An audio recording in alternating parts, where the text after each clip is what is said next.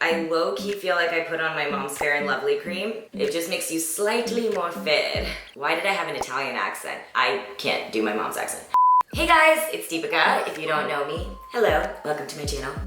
So today's video to me is really interesting and important because it is me reviewing and giving a first impressions on the infamous Tarte Shape Tape Foundation launch. The hydrating foundation, the matte foundation, an extension of their iconic #1 concealer, the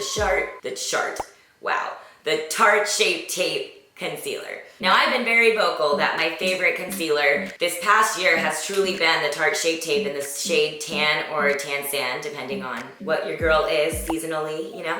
When this extension of products came out, there was a lot of controversy around it because of the shade range, and I have a lot of really strong thoughts about that, and I really think it's important that I share them with you guys. So if you're interested in going directly into that, this is where it starts in the video. Otherwise, I feel like we should just get right into the actual first impressions of this, kind of reviewing the products in real time with you guys. So let's get started.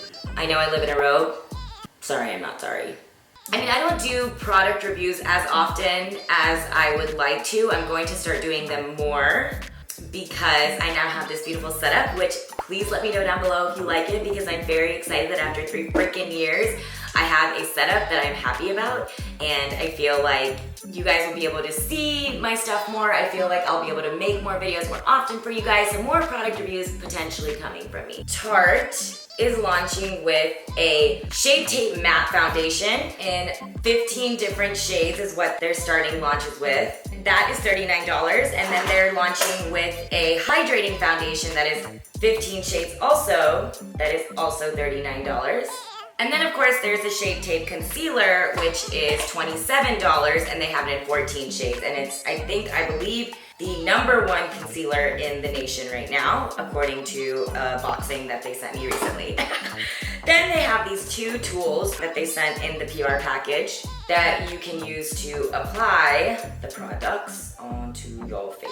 So as far as the shade range goes, from reviews I've seen and swatches, the range is definitely 100% for the Caucasian race.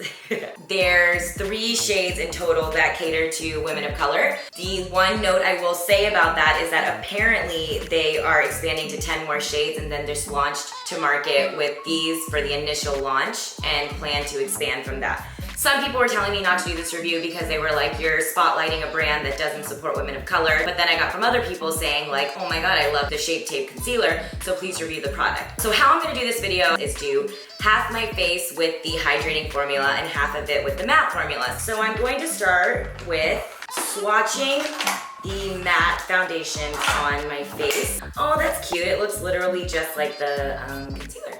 Medium Tan Honey, Deep Honey. This is the hydrating formula. Medium Tan Honey. I definitely have hairs on my face. Ignore them, please and thank you. This is Tan Sand, which is the concealer shade I wear, but I like to have my concealer be lighter than my face. And this is Deep Honey. For you guys who are trying to understand if we're a similar color, I am usually NC42 in MAC, but I also go a little lighter to NC40 to NC44, 45, depending on how much I'm trying to contour. But I would say, to understand the yellowness of my skin, I'm an NC42. That said, to me, the medium Tan Honey is too light. It's more of a concealer shade since I like to go lighter. This Tan Honey could be right for me. And then this Deep Honey is too dark, but it could be used for contouring. I would say the same on the hydrating end. Thus far, I am not disappointed with how this looks on my skin. So I'm gonna use this on me. Okay, so let's start with the matte side. I really do love this applicator. I'm always a fan of sticks, as you guys know, but it's really soft tip. I know, that's what she said. I don't know why I'm going so in with this. Let me just see how this goes first. I'm gonna use this paddle brush thing that they sent in the kit. This brush is soft.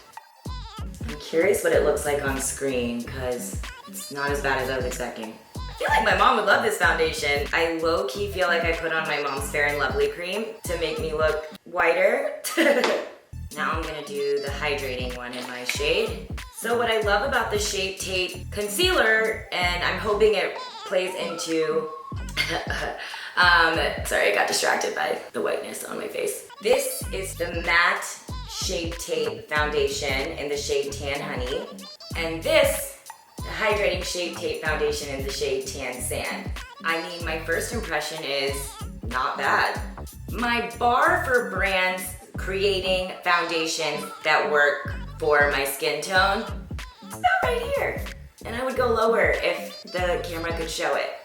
So it's actually down here. You can't even see it because I don't have a high bar for it. It's creeped up as of recent years. Thank you, MAC Cosmetics. Thank you, L'Oreal Paris. Hallelujah, Fenty Beauty. We love you, Fenty Beauty. My neck is always gonna be a different color than my face. That's just always what the deal is. You know, I'm gonna put on the rest of my makeup just to see. I have tan, sand, medium, and tan. Depending on time of the year, I switch it up, but tan has always been my safe go-to. It was the first one I ever tried from them, and it always did work for me. And I slather this thing on. This is my first time using their version of like the Beauty Blender. I feel like I'm always gonna be loyal to a Beauty Blender. This is an interesting shape. I need to use it a few more times before I tell you what I truly think of it. And then the hydrating one, you guys can see that glow, right? Like there's just a glow. So if you have oily skin, I would get the matte one, and if you have dry skin, I'd get the hydrating. Matte, hydrating. Tan Honey, Tan Sand. We'll let you guys process that. And in the meantime, I'm going to put on the rest of my face. This is the final look. I'll list all the products that I used to create this look down below, and I'll put up like an IG clip of this entire thing just to focus this video on the Tarte situation.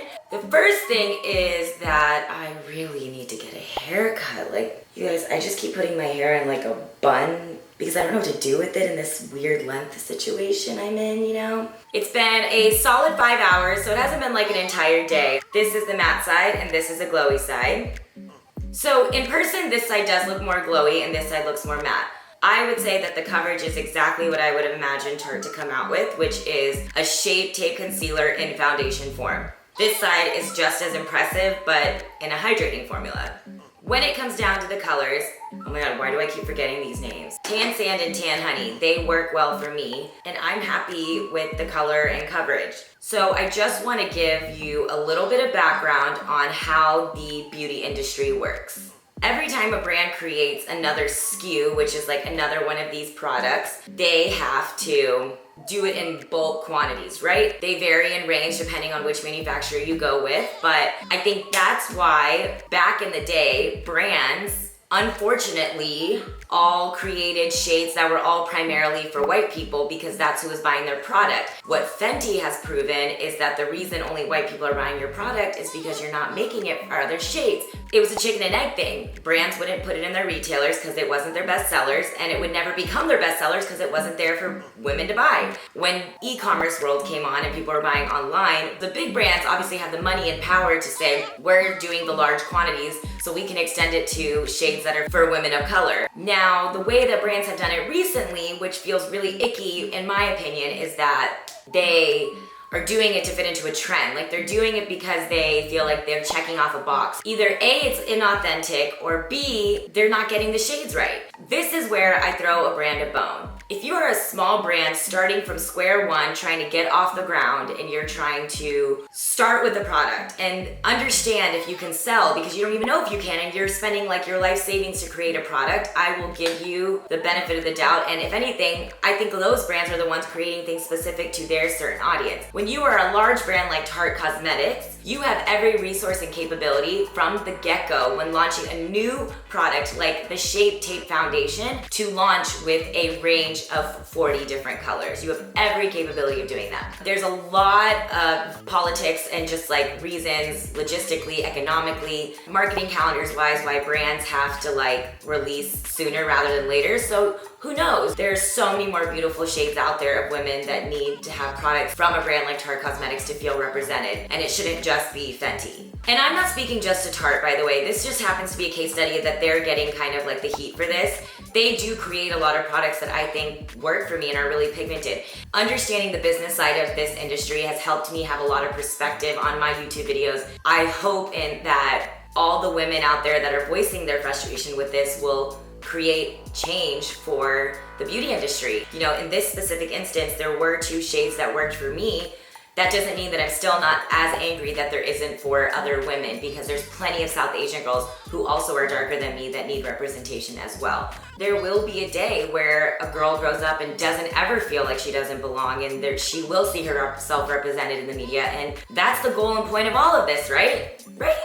That was my quick rant. I felt like I had to do it. So I hope you guys like this video, and don't forget to subscribe to my channel. I have a lot of really cool things coming up and videos and content that I'm making that I think are really exciting and all fit into this idea of creating content to represent all women.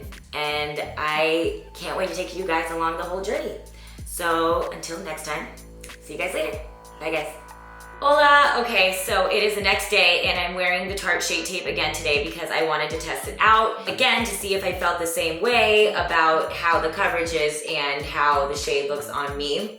That part of the opinion has not shifted, but what has shifted is that I just woke up with more anger. I think I just am always trying to like stay positive about situations and give the benefit of the doubt. But the more that I think about it, I'm just like, it's literally 2018. Even if you had to sit to a certain 15 shades because of whatever reason, spread the shades out. Just spread it out. Let more people feel like they're represented. Why is there just one shade to represent people that looks like me? Give the like melanin a little bit more love, you know? From every angle is a bad move, and you can give someone the benefit of the doubt, but there was clear business decisions to focus on the shades that they knew would 100% sell. But like, look at the stats. There is an entire population of women on the other end of the spectrum that are buying. Just ask Fenty Beauty's $70 million sales in the first month. I'm sick of walking into stores and feeling like I'm not there, and I do think that my shade is becoming more represented, but if I was a few shades darker, I don't know if I'd feel the same way. And so change just needs to happen. And by the way, I get a few shades darker. It's called summer. This was a product that people were freaking out over, and you could have nailed this. You could have been the next victory story. I don't want to say the next Fenty because that's a huge statement because Fenty nailed it. But you could have, if nothing else, from a business perspective, captured an entire new audience and made a really positive impact and changed the way a lot of people perceived this company in general. And it was the exact opposite effect. So this launch was just a fail. And I have to say it because I would have felt really crappy if that wasn't my shade that worked. And honestly, 99% of the time that is the case. Too many people who are also women of color don't feel represented, and it just is an icky feeling. So I don't want to make noise about this in such a negative way. Change has to happen, and it's slowly happening. I want these brands to win, because if you win, that means that you're making people that aren't represented happy. And if that's happening, then we all win. So like, let's just all win and like do something that serves a lot of people to make them feel incredible in their own skin. If you're gonna do 15 Shades Tarte, spread the love across the spectrum. And otherwise, hold and do it when you can launch all at once because of who you are as a company. That's why it's hard to give you the benefit of the doubt. You guys are the biggest players, one of the biggest players. Let's just do better. Now I'm actually done.